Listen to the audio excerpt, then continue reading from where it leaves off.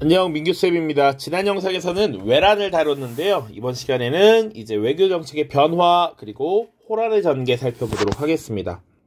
이전 영상에서 임진왜란의 영향이라고 하는 부분에서 중국에 미친 영향 살펴봤었습니다. 그래서 중국의 패권 국가였던 명나라가 쇠퇴하게 되고요. 북방민족인 여진족이 성장하면서 부족을 통합하고 후금을 건국했는데 이 후금이 성장했다라고 얘기했습니다. 이 중국의 패권을 두고 명과 후금이 다투게 됩니다. 이 과정에서 조선은 어떤 외교 정책을 펼쳤는가 그거부터 시작하는 거예요.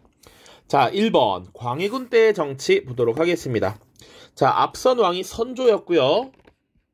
이 선조라고 하는 왕 때 임진왜란이 벌어졌다라고 이야기를 했습니다.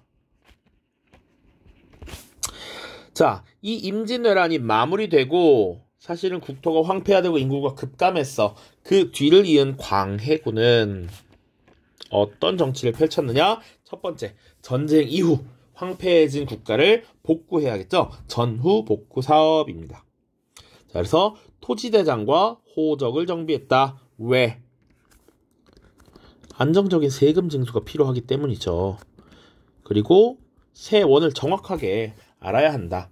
그리고 당시 부상자, 그리고 아픈 사람들이 많았기 때문에 허준을 시켜서 동의보감이라는 것을 편찬하게 하고요. 그 다음 대동법이라고 하는 제도를 실시합니다. 대동법. 요거는 이전에도 별표를 2개 치라고 얘기를 했는데 그만큼 중요합니다. 중요해.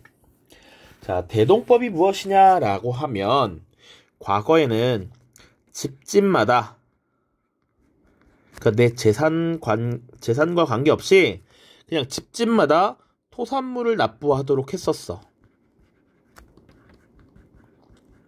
그런데 이것을 변화시킵니다.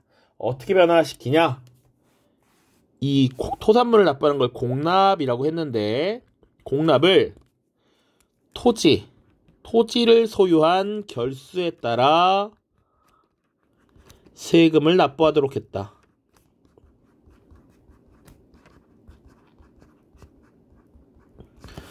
자, 이제 내가 재산이 많건 적건 무조건 세금을 내야 했어. 그런데 이제 내가 땅을 가지고 있지 않으면 세금을 안 내.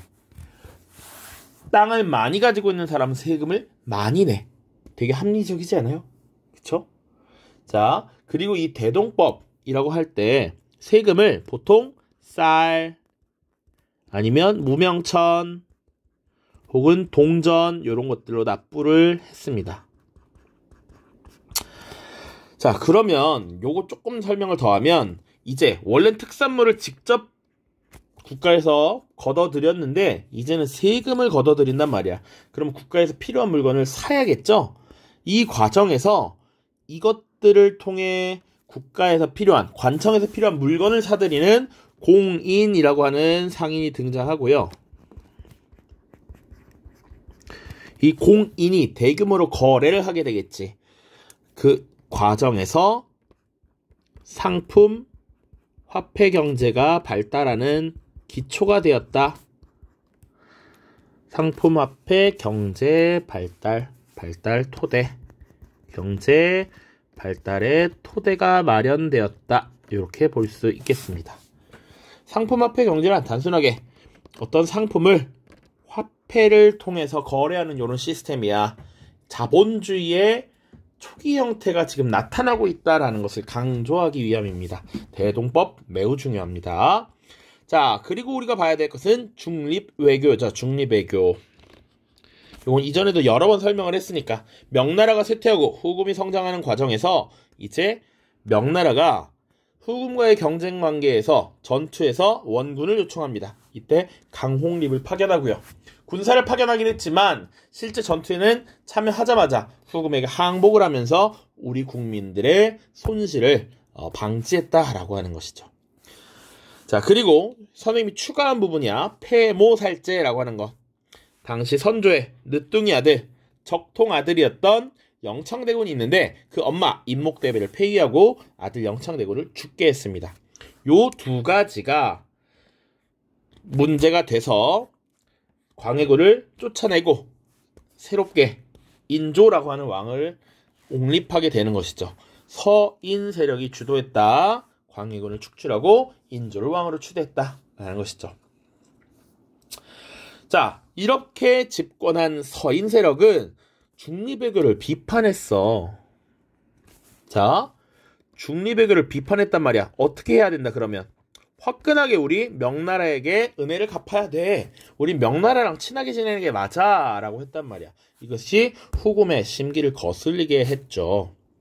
그래서 명나라와 후금이 사실 경쟁하는 과정에서 명나라의 군대 장수 모문룡이 지금 조선에 병력을 숨기는 이런 일이 발생합니다. 이것을 빌미로 후금이 침략하게 되고요. 인조는 강화도로 피신을 하게 됩니다. 그 과정에서 관군과 의병이 끊임없이 저항을 했고요. 보급로가 끊긴 후금이 강화 제의를 합니다. 이때 후금이라는 나라와 형제관계를 성립시켰다. 이게 정묘호란입니다. 정묘호란. 1627년이야. 그런데 이후에 후금이 더욱 성장합니다. 청이라고 하는 나라를 건국하고요. 조선의 군신 관계를 요구합니다. 이제 예전에 우리 후금이 아니야. 우린 청이야. 제국이야. 이제 너희 우리를 형으로서 섬기기보다는 임금으로서 우리를 받들어야 해 라고 했던 것이죠. 근데 사실 이것을 받아들이는 게 조선의 입장에서 사실 어려웠다고. 호란이라고 하는 명칭에서도 알 수 있지만 이 호라는 것은 사실 오랑캐라는 의미야. 오랑캐가 지금 난리를 일으켰다라는 의미거든. 그러니까 후금, 여진족은 우리가 사실 오랑캐로 인식하고 있었고 원래 4대 교린의 외교 원칙에서도 교린의 대상이었단 말이야. 이들을 우리가 4대 해야 된다? 말도 안 돼! 라고 생각하는 것이지. 그래서 주전론과 주화론의 대립이 있었어. 전쟁을 주장하는 혹은 화친을 주장하는 의견 대립이 있었고 주전론이 우세했습니다. 결국 싸우자라고 하는 것이었고 청나라가 조선을 침략해옵니다. 당시 청나라의 황제 청태종 홍타이지가 직접 군사를 이끌고 쳐들어오게 되고요. 인조가 강화도로 피신을 가려고 했는데 청나라가 빠르게 내려와서 그 루트를 막아버려. 결국 남한산성으로 피신해서 저항을 합니다. 그러나 당시가 매우 추운 겨울이었어. 45일간 항전을 했지만 추위에 버티기도 어려웠고 식량도 부족했기 때문에 결국 항복하고 강화를 체결하게 됩니다. 이때 사실 삼전도라고 하는 지역, 지금의 롯데월드 주변이야. 삼전도에서 대굴욕을 당하게 되는데 당시 조선의 왕이었던 인조가 청나라의 황제에게 세 번 숫자 3이야 절하고 9번 머리를 조아리는 예법을 취했다. 이것을 삼배구고두례라고 합니다. 이후에 그리고 군신관계가 수립되었고요. 당연히 형식적으로 명나라와는 단절이 됩니다. 외교 관계가. 물론 몇 년 뒤에 명나라가 그냥 무너져요. 무너져. 병자호란 중요합니다. 자, 그 이후에 그러면 대외인식은 어떻게 변화했는가도 봐야 되는데 추가로 하나 결과. 당시 많은 사람들이 인질로 끌려갑니다. 왕자였던 소현세자와 둘째 아들이었던 복림대군을 비롯한 여러 세력들이 인질로 가게 되죠. 인질로 끌려간다. 이후 자, 인질로 끌려갔다 돌아온 이 복림대군이 효종이라고 하는 국왕으로 즉위를 하게 되고요. 송시열, 이완 등이 주장해서 청나라를 응징하고 복수하자라고 주장을 합니다. 그리고 반면에 북벌을 주장하는 사람도 있었지만 오랑캐도 배울 것이다. 북학을 주장했던 사람들도 있다고. 18세기경 청나라의 문물 소용을 주장했고 주로 남인 세력이었다. 여기 북벌을 주장했던 것은 주로 강성 서인 세력이었고요. 배우자는 주로 남인 세력이었습니다. 또 추가로 청과 국경 분쟁이 일어나기도 했는데 백두산 정계비를 숙종 때 건립했다. 자, 국경과 관련돼서 조금 더 북방 지역만 그리면요.